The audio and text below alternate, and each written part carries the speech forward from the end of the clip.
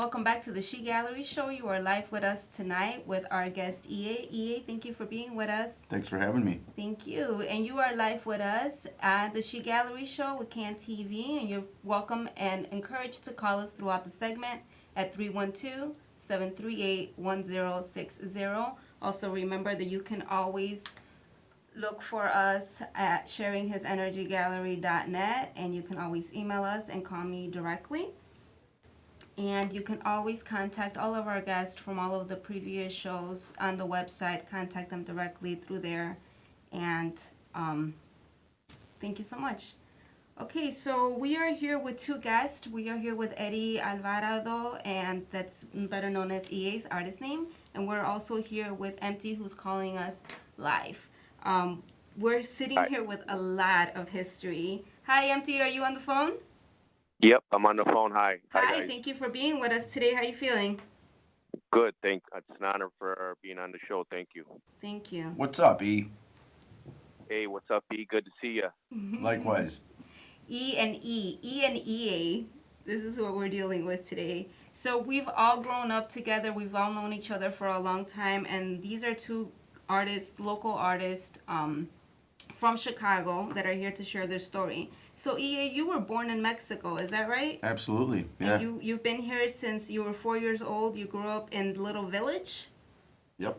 Yeah, and you went through some struggles as we all go through. Can you talk to us a little bit more about your first exposures to gangs and what it's been like growing up in the city? I grew up with gangs, surrounded by gangs, on 26 in Albany. You know, it was always in the neighborhood, Pilsen area kind of as well. You know, it was just a struggle. And seeing the graffiti, the gang graffiti kind of drew me to, you know, kind of explore it a little bit more as as an art form. How so? What was your first introduction to art? What kind of art did you start off with? As a child, you mentioned that you used to sketch just in your room. You were inspired by a lot of music. Music, cartoons, you know, just watching the guys as a kid doing graffiti, DJs. Mm-hmm. I can't name any names, right, as far as DJs go. There are artists Jesse that you grew up with. Yeah, right, yeah. I mean, the whole party crew scene from the 80s kind of inspired that as, you know, as a youth at, 12, 13 years old. So, you know, just kind of picking and choosing and seeing what it was all about. So you are also a DJ. Yeah. Is that right? So you've been inspired by music, you've been inspired by your artist, other artists within your family, such as your uncle, right? And then your father used to also play the guitar, right? Yeah, he's a musician. Yeah, nothing big, just small time. Pretty much a bar musician. But as a youth, he got through, doing that, which was very inspiring. That's where my music end came from. Cool. And how long have you been an artist? How long would you say you've been an artist? I would say, as far as I can remember. All your life, huh? Yeah, pretty much, yeah. Yeah. So growing up in the city, you played a lot of monkey see, monkey do, and you're a self-taught artist. So you grew up in the south side of Chicago, and you used to visit some malls, and you used to look and observe at this practice of airbrushing. And you taught yourself to do it yourself. Absolutely. And then eventually you opened up your own business at the age of only 20 years old. That's when I met you and your brother. And that's when you that's met going me back and to my the brother. History. Right, yeah. And that's how far ago that was. How long ago was that? Was that early 90s or so? That was 95-ish, yeah, mid-90s. Wow. That's so right. You've been completely self-taught, entrepreneur, as a DJ, as an artist, and also as a artist business owner as well, and then you traveled back to Texas, and then what brought you back to Chicago? Personal responsibility. But you always Family. maintained Absolutely. an artist. Yeah, right. So we've also had the pleasure of having EA with us at Solar System, our last art exhibition that we had in December, and then we also invited him to come back to meet with us at Lake FX Creative Con at the Cultural Center, and that was really special. That was really special, especially for artist EA, because that is where you had also previously done work with another artist. Can you talk to us a little bit more about that experience and the artist that you worked with? Which artist was that? The Cultural Center, the artist that you work with? Oh, Keith Haring. Keith Haring. I met Keith when I was 15 years old. We did a mural downtown back in 1989. Wow. Yeah, just right before he died, I got the opportunity to work with him. So you've And, had a chance to work with a lot of different artists. absolutely. Tim Rollins and KOS from New York when I was 16, 17 actually. So, I was inspired by these New York guys back in the day. And a lot of my other friends, Design, Casper, a lot of the guys from Chicago that kind of were within that same circle of,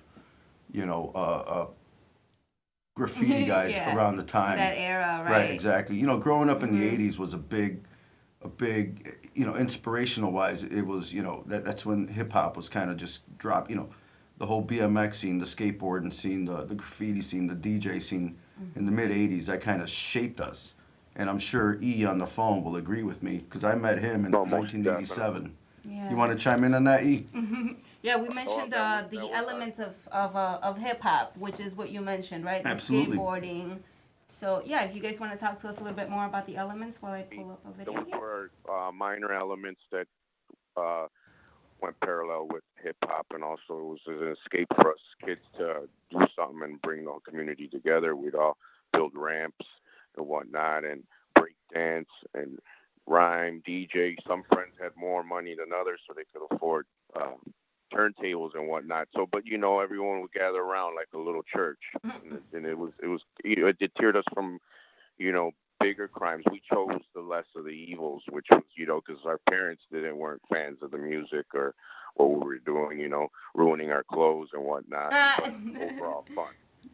Breaking fingers, falling off your Overall, bike, right? But that was a salvation for you as far as, growing up in the city of Chicago, and especially in the South Side, especially in Little Village. It's either you're a gangbanger or you are whatever else you want to be, right? And when education is limited or when you don't have that inspiration or those helping hands, then it seems like art has been the network or the resource that people have found and have become artists and continue to work.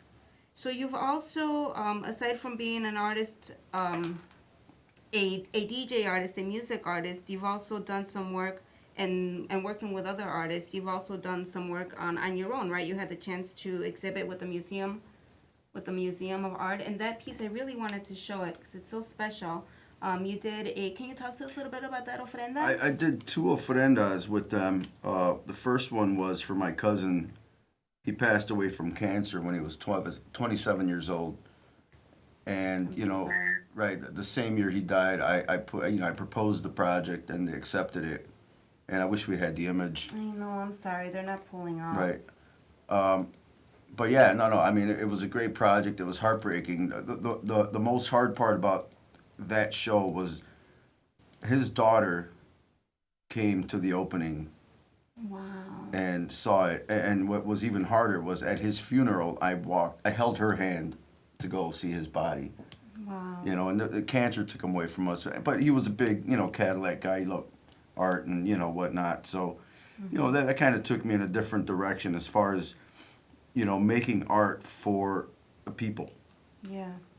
And that's just it, the kind of work that EA does that you have not seen yet, that you will see because you will find it on our website after this segment, and you'll be able to see this this image that we're mentioning. His work is a different kind of work. It's different from each other. So he can draw you if he would like. He can draw you. He can draw a train. He can mold into whichever environment, which are not a lot of artists are able to do.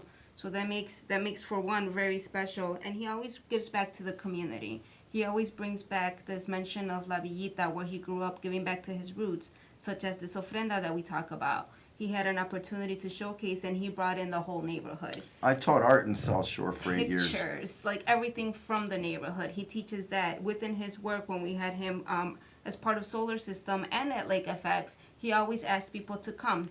What people ask you not to do, don't touch the paint, don't touch the canvases. He said, come, throw your tag up, put your name on here. We want you to be a part of the show. And that's really special. So thank you for doing that. You wanna talk to us a little bit about your teaching experience? The teaching experience was it was what it was. I mean, at the time it started off as just a job, but then it became me being part of the community and experiencing a different side of Chicago that I was not normally used to being surrounded by. I was teaching in South Shore. So, it's a whole different dynamic. I mean, the lifestyle is, it's there, it's Chicago, but, you know, the neighborhood's just you know, somewhat of a different neighborhood. Not in a bad way, in a good way. I mean, there's a big sense of community. But what I noticed that the drive for the kids that I was working with at the time was the same drive as my my circle of artist friends and or you know children within my family were kind of you know on the same path as you know we were you know shooting down the same road. So we all found some kind of common Absolutely ground. right. Yeah, and that's something that we find. You know, we isolate ourselves within one neighborhood because we don't know any better, and we feel like we're all in these same struggles and nobody understands, or we feel like we're in our unique struggles and nobody understands. And when we are able to have these communications, we learn that people understand this more than we probably should. Sorry, more than we probably realize. So one of the things that we're showing you here now, or you want to talk to us a little bit more about Yeah, this this is work a that you did project. with the next artist that Absolutely. we're bringing This up. is me and my friend Ian, another really good friend of mine. We Yeah. grew up together as kids, and you know I got this commission, and I decided to bring the guys in. And if you pull sorry. it up on the screen, maybe I we'll can't. show the visual. No, it won't come up. No. Oh, we can show a little bit of this picture here.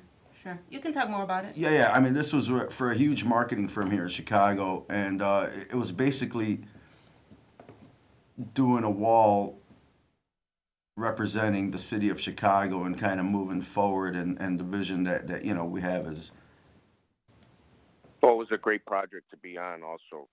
E. I would like you to chime in on that one. She's going to play the video again, I think. Here we No, go. I'm Here's not. some I'm just stills. showing an image from.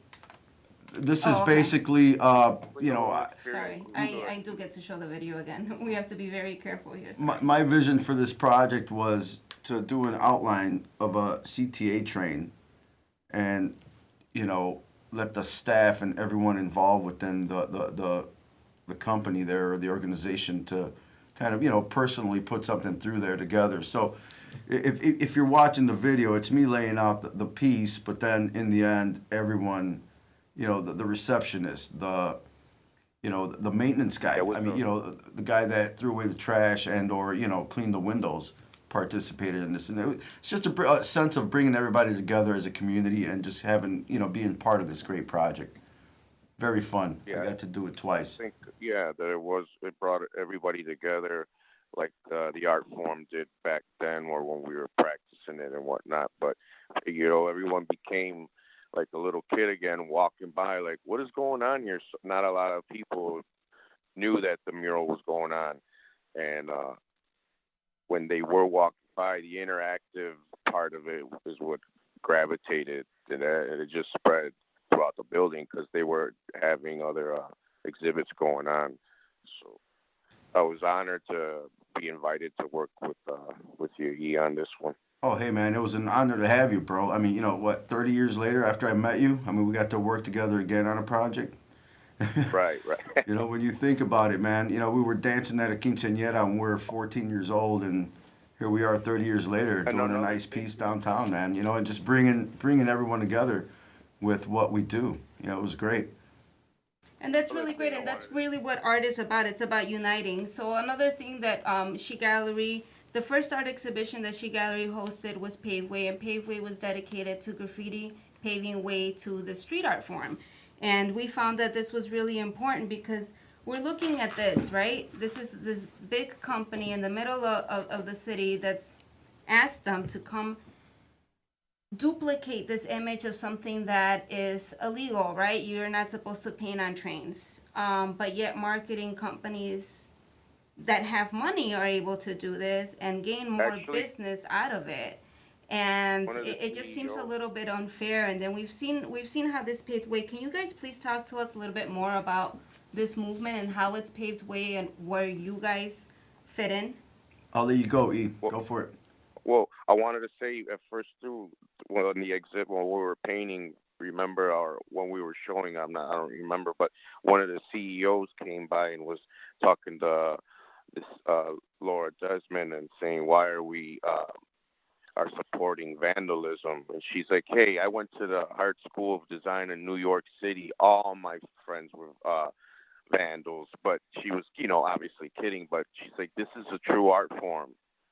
Mm-hmm. So that being said, someone coming from an educated background was really eye-moving for myself and brought hope back into the scope of things, that we don't have to hide under this shadow, that we could kind of share his energy through art and people in conversation, you know? That's awesome. If you don't mind me So, chiming in on that. wait, hold on. We do, because we're short on time. Oh, go ahead, sorry. Okay. No, go ahead. 'Cause go ahead. You want to chime in? Chiming in on that was, nowadays, 30 years ago when we started doing this stuff, it was shunned upon in a way by society. It was bad, just going back to what we were talking about that wall we did. And nowadays, you see graffiti Beyond everywhere. boundaries. We're beyond boundaries now. Yeah, it's beyond boundaries. Nowadays, you see it on every Walmart, I'm sorry, every major retailer commercial, and soda pop companies and whatnot. Everyone's using graffiti and hip hop as a base. And, it feels good to see it make a full circle to where now it's accepted by society. When back in the day it was, looked down on in a way. Yeah. So it still is looked down upon in a lot of ways. And then unless you have money and you're able to have a gallery where you could bring an international artist, or unless you have money and you're able to commission some artists to come do something like this, because obviously they're not looking down upon it. So it drives a very thin line between vandalism and now what's becoming a very resource for the businessman, right? So you're having, and that's the problem. That's what I'm seeing. I'm seeing it as a style like gentrification in a sense, right? Where you're stealing culture through art. Now we're talking to history right now. EMTE is a true innovator. How long have you been painting, EMTE? About 30 years. Okay, so 30 years, that's a long time. And can you please tell us what were your first inspirations? My first inspirations were basically when I seen that movie just by chance, Style Wars, which aired in, I think it was like 82. I was like 11 years old or whatnot, but I was flipping through the channels and they were, PBS was broadcasting it, and it was just like, I was captivated by it, by the dancing, and I didn't understand what it was, but. So you were completely moved by a movie. So you were started off inspired by a movie, and then you wanted to learn everything yourself, and then you learned more a little bit about the movement itself. Is that right? You were you started to hang out with other people that were studying the same elements, such as skateboarding, DJing. You mentioned another artist that you both grew up with, which was Jesse de la Peña, and he was also a graffiti artist. So talk to us a little bit more about your history as an artist and your inspirations. I grew up on the southwest side, and there was crews like ACW, Crazy Crew, Los Niños. I mean, we were rich in history as far as hip hop. I mean, like, I don't remember us in the beginning really knowing the label hip hop. It was just like you just ran into people that were kind of had the same interest, and the movement was barely being born. Yeah. I mean, early in days, New York, man. it was. So you were in it since the beginning, and you how was it, or what part? Can you talk to us a little bit about the different levels of graffiti and the respect, the history? Sure. I mean, when everyone starts off, you're a novice and you're referred to as a toy. I was a toy for a long time. You just keep going Like, back were to you the a drawing tagger? board. Did you do pieces? Did you Yeah, do? I Talk to us a started off little bit with about those tagging, and terms you for start off people that tagging, have like, no idea. and establishing a nickname, usually preferred for letter word with letters that you like, that you could kind of add stylistic elements to it or whatnot. At least that was coming from my perspective. The way each writer has its own journey and road traveled to get them where they're at. Right. But So you started off tagging, and then you moved on to tagging in the also neighborhood. organizing walls, and then you were a part of different movements such as MOS. Then you were also a part of different crews where you also got to work together, right? You were coming. Yeah. I did a lot of illegal work at first, and then transitioned off and on to doing the projects that I believe in, and also I got invited, years down the line, to paint outside your crew, and have different visions, like Were there an rules about abandoned. that? You could only paint with your own crew? Is that what that's like? Coming up in Chicago, the rules were in writing. You only paid with your own crew. You don't want to share family secrets.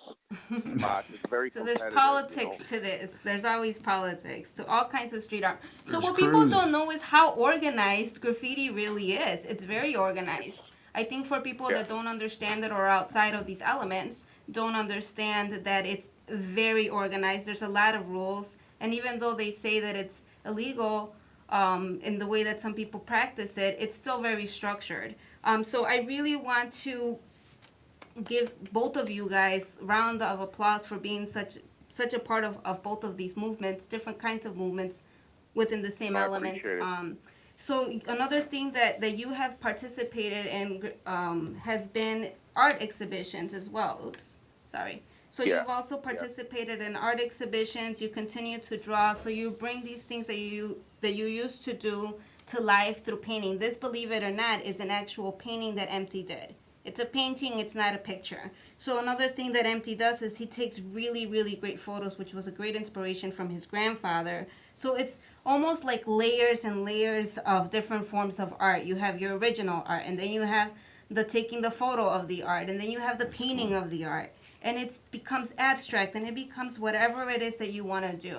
So another thing that EMTE had gone through, which was wow, was that he was in a bad car accident. He got ran over. This was a few years ago that he got ran over. And he couldn't walk. He thought that he didn't have any legs. He calls me. He's like, I lost my legs. And I get to the hospital, and I'm like, you have both of your legs. You're fine. And what happened later was he was able to walk again. And when that happened, whoa. Many of you are familiar with the silos, the Damon silos, and that is in the south side of Chicago. He personally went in there and swept up, literally swept the entire building, and he did this. And I know that we have to wrap up, but I really want to show you this because I think this is an important part of for the city and of his history. Because a lot of people have been able to enjoy this, but they don't know who did it. EMTE, can you please talk to us a little bit more about this experience before we go? I mean, this was an abandoned spot where a lot of urban explorers go to photograph and stuff. I ran across it a long time ago, and I decided to go in there and face my fear of climbing a ladder because I had just started walking again from my 8-month stint of recuperating. But And this is the piece that you did. Can you tell us how tall this piece is? the pieces are like 15 feet by 25 to 30 feet wide, and I was scared to go above that E. And you know, I couldn't bend my knee as much, but I owe it to this art form that made me determined to get past the pain. You know, for that time that I was painting it, I mean, trust me, I quit 4 or 5 times in my head before the piece was even completed. I quit. And I was like, I can't do it. I was scared, you know. I was scared to climb the ladder, scared. I was kind of getting choked up inside and teared up. But I mean, the next day was a better. I was able to bend a little more. I mean, it took a couple weeks, you know. But Yeah. Thank you so much for I sharing enjoyed that story with us. We do have to go. Thank you so much for sharing Thank you. all of these messages. I know it always feels so rushed, and we always want to say more because we can I talk just about want to this say one history thing. forever. Si se puede. Sí, sí se We puede. could go on for hours here. For sure, for sure. Right. But we wanted to highlight those messages of facing your fear, and graffiti is not as vandalized as you may think. Thank you for joining us. Please join us again next week, and remember to visit us on our website for more on S.H.E Gallery. Thanks.